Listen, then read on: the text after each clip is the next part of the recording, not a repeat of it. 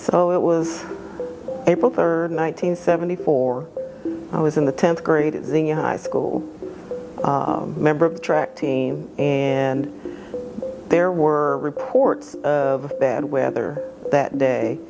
But during that time, they were giving warnings and things, but we didn't really pay attention to them. So after school, it was sunny and bright. So we walked from Xenia High School out to Cox Field to track practice. By the time we got there, it was cloudy, dark, just real eerie.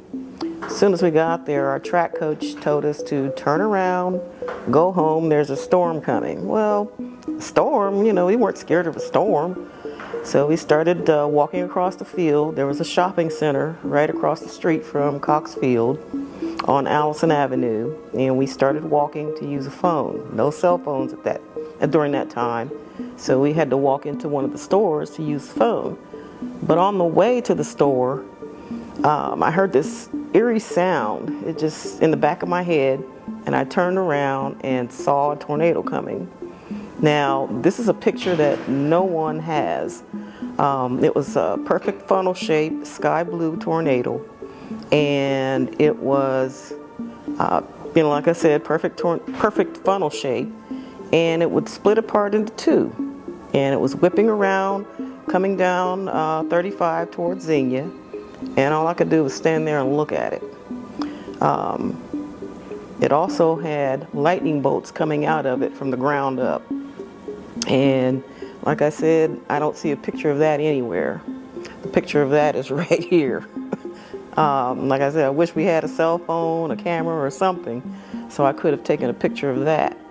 Because I stood out there and watched it take up a newly built restaurant, Long John Silver's, and that's when it turned into a big black mass. All of the pictures that you see, the tornado stories that are in print, are of that big black mass. But so what we did was a gentleman pulled me by the arm and we went into one of the stores. But before that, I told my brother to go call my mom and tell her it was coming while I'm standing there watching it. So we go into the store, and all of the employees and I guess the people that were in the store, we all went into the back room, and there were some high counters back there, and we all got together, kind of like chained up, and got up under the counters and huddled together. And once the tornado came over the building, it seemed like it took forever. We could not breathe, swallow, nothing. And everybody says it sounds like a freight train, but to me, it sounded more like 1,000,000 decibels of bass. But like it was just, I don't know, being 14 and experiencing something like that, it was just unreal. But like I said, it felt like forever, but I know it was just a split second. And when it was over, we all got out and looked up, and the roof was gone.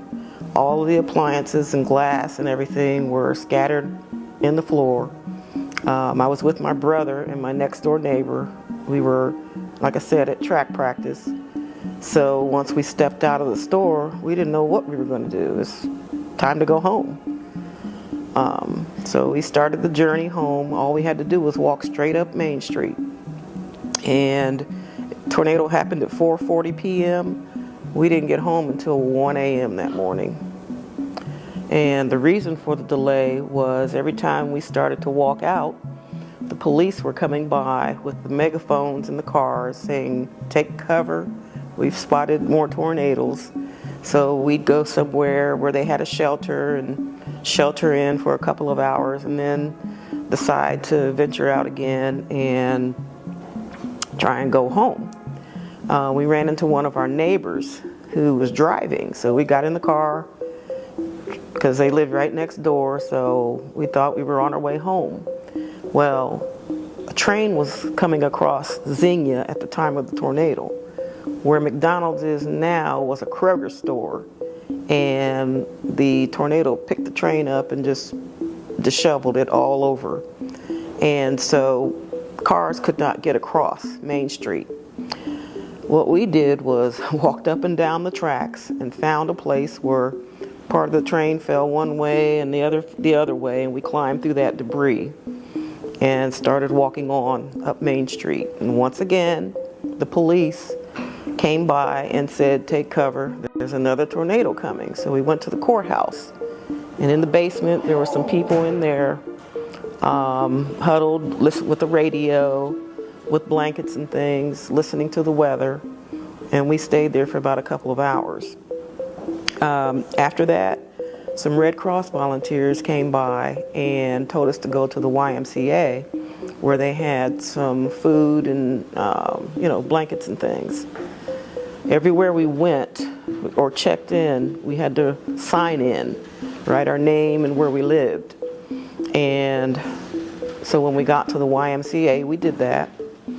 And once we got in there, they had a big table, a mountain full of McDonald's hamburgers, and that famous high C orange drink, and we were in heaven. So we got something to eat and drink, and they gave us a little kit to freshen up and a blanket. Because we were at track practice, we had on shorts. Well, it was hot earlier before the tornado, but later on, as it neared evening, it got colder and colder, and then it snowed. So we were thankful for the Red Cross coming to get us. So we sat there for hours, just trading stories with different people that were in the YMCA. And after a few hours, we looked up and saw my dad standing at the door. So once we saw him, we just ran to him, and he said, let's go. So we started our trek home straight up Main Street, and he didn't say a word. He just told us, let's go. Kept going. Watch that power line. Step over that. So we finally got home, and of course, no power, nothing. But so that was that day.